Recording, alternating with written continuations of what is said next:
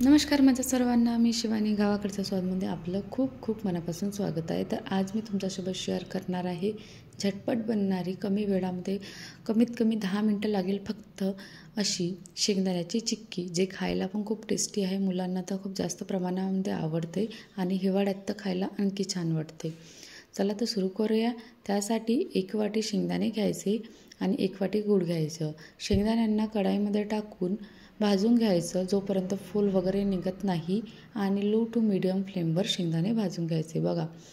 आणि चेक करत राहायचं की त्याचे फूल वगैरे निघत आहे की नाही निघत. शेंगदाणे चांगले तडतडले पाहिजे, अशा प्रकारे आपल्याला भाजून घ्यायचे आहे. जास्त हाय फ्लेमवर भाजायचे नाही, नाहीतर अंदरून कच्चे राहतील आणि वरतून जळून जातील. ऑलमोस्ट भाजले तर आले आहे पूर्ण शेंगदाणे भाजून झाले की गॅस बंद करायची, आणि थंड झाले किंवा गरम गरम याच्यामध्ये तुम्हाला जसे फूल काढता येईल त्यावेळेस तुम्ही ते पूर्ण फूल काढून घ्यायचे, साफ करून घ्यायचं, आणि नंतर 1 वाटी घ्यायची आणि शेंगदाण्यांना अशा प्रकारे प्रेस करायचं, म्हणजे त्याचे 2 पार्टमध्ये डिवाईड होऊन जाईल. शेंगदाणे पण झाले आहे शेंगदाण्याचे तुकडे करून.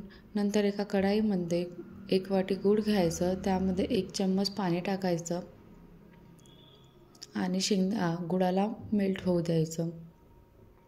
ते पण लो टू मीडियम फ्लेमवरच करायचं. हाय फ्लेमवर गुळाचा पाक नाही करायचा, कारण की हाय फ्लेम केली तर गूळ जळून जाईल आणि कडसटपणा येईल आणि चिक्की पण बरोबर बनणार नाही. त्यासाठी अगदी लो टू मीडियम फ्लेमवरच गुळाचा पाक तयार करून घ्यायचा आहे.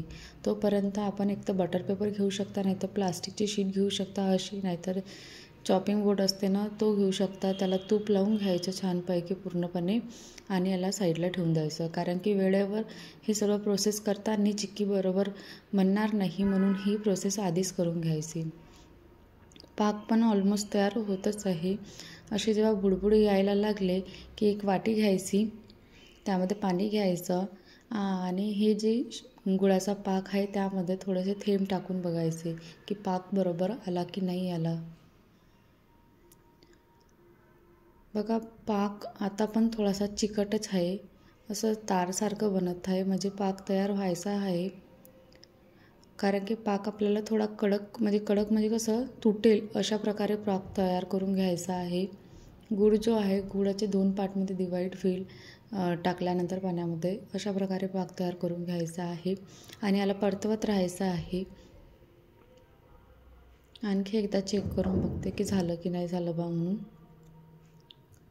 आणि अगदी लो फ्लेमवरच याला करायचं, शिजवायचा. नंतर 1 चम्मचच्या जवळपास मी तूप घातलेलं आहे, कारण की तुपाने शाईन येते चिक्कीला. तुम्ही बघू शकता की जी दुकानातली चिक्की असते ती मस्त चमकत राहते, अशी थोडीशी छान दिसते पाहायला.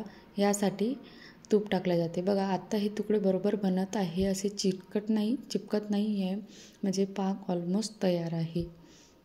गॅसची फ्लेम अगदी कमी ठेवायची आणि नंतर त्यामध्ये मी थोडंसं बेकिंग सोडा टाकलेला आहे. ऑप्शनल आहे, पण हे याच्यासाठी टाकलं जाते की जास्त वेळ चिक्की चांगली राहील यासाठी. तर बेकिंग सोडा तुम्हाला आवडत असेल टाकायचं, नाही तर स्किप करून घ्यायचं. बेकिंग सोडा टाकल्यानंतर छानपैकी परतून झालं की त्यामध्ये जे शेंगदाणे होते ते टाकायचे आणि ही प्रोसेस अगदी झटपट करायची, कारण की यामध्ये कसं गूळ जो आहे पटकन कडक होऊन जातो आणि थंड होऊन जातो, तर मग बनणार नाही, म्हणून पटापट प्रोसेस करायची ही. सर्व शेंगदाणे मिक्स करून झाले की गॅसची फ्लेम पण मी बंद करून घेतलेली आहे आणि हे शेंगदाण्याचे जे चिक्कीचे बॅटर आहे ते त्या प्लास्टिकच्या शीटवर टाकायचं. पटापट प्रोसेस करायची हे, कारण की सपोज जास्त वेळ आपण थंड होतपर्यंत हे ठेवलं तर चिक्की बरोबर आपल्याला सेट नाही करता येणार आणि बनणार पण नाही बरोबर, गडे होऊन जाईल त्याच्यासाठी. आणि ज्या चमच्याला काही तूप लावून घ्यायचं आणि असं स्प्रेड करून घ्यायचं चिक्कीचं पूर्ण बॅटर. बघा,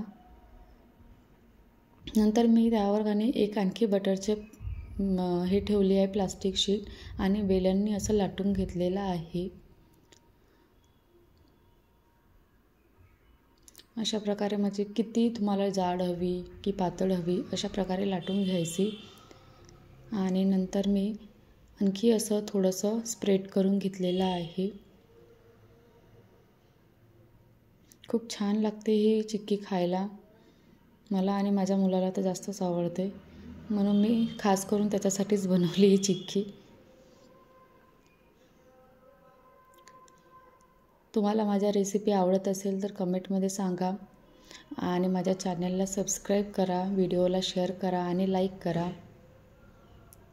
आत्ता ही गरम असतानाच थोडीशी हलकीशी गरम असताना याच्यावर थोडे चाकूनी असे खाप देऊन द्यायचे. कट नाही करायचं, पण असे चाकूनी असं थोडंसं कट केल्यासारखं, म्हणजे असं खाचे पाडल्यासारखे ह्या करायचं हलक्या हलक्या हाताने. नंतर हिला सेट व्हायला ठेवून द्यायचं. कमीत कमी एखादा तास ठेवायचं, अर्धा एक तास, म्हणजे सेट बरोबर होऊन जाते ती.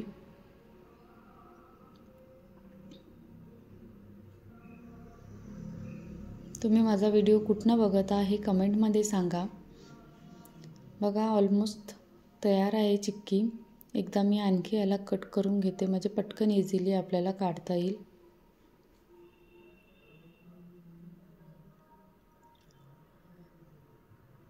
खूप छान लागते ही चिक्की खायला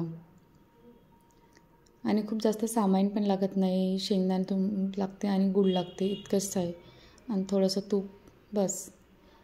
बघा अशा प्रकारे खूप मस्त बनलेली आहे. बघू शकता तुम्ही किती छानपैकी मस्त बनलेली आहे आणि कापण्यात पण छान आलेली आहे.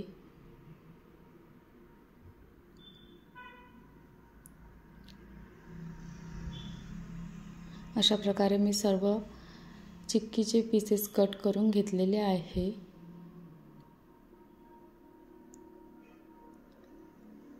बघा, आणि हे जास्त दिवस टिकते पण तुमच्या इथे जास्त खाणारे असेल तर मग नाही टिकणार. माझ्या घरी आहे तर नाही टिकत, लवकरच खतम होऊन जाते 1-2 दिवसामध्येच.